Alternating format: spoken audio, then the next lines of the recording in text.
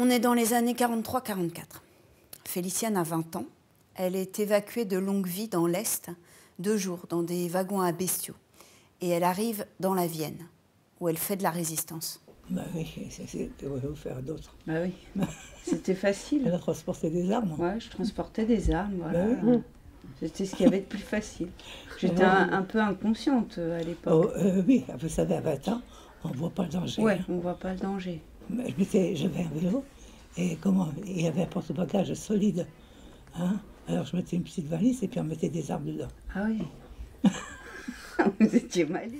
Elle a arrêté ses études de secrétariat à cause de la guerre. Et pour gagner sa vie, elle est apprentie coiffeuse. Un jour, un Allemand entre dans le salon pour se faire raser. Bon, il y a plusieurs fois qu'il passait, on aurait dit que j'avais une touche avec. Parce qu'il regardait puis il s'attardait, alors c'était pas pour... hein.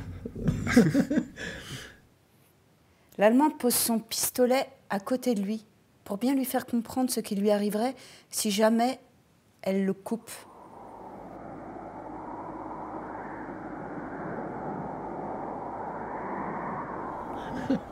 On le rasait automatiquement, on mettait une serviette. Ouais, on mettait comme ça la petite serviette, un petit tissu, quoi. Oui, sur du cou. Après ça, comme ça. Et puis voilà. On reste comme ça. Ouais. Mais vous, j'ai encore le coup de meur. On part en dessous et tout, c'est facile comme ça. D'accord, c'est facile, ça a l'air. C'était tout un art. Elle lui montre la lame pour bien lui faire comprendre qu'elle n'hésiterait pas à lui trancher la gorge au moindre signe. Moi, après, je lui ai fait comprendre que si j'avais coupé, ben, je lui aurais capote que je lui ai fait. Écoutez, à 20 ans, on ne voit pas le danger. On ne voit pas le danger à 20 ans. Parce qu'il aurait pu se venger. Hein. Hein? Mais... L'Allemand n'a jamais remis les pieds au salon.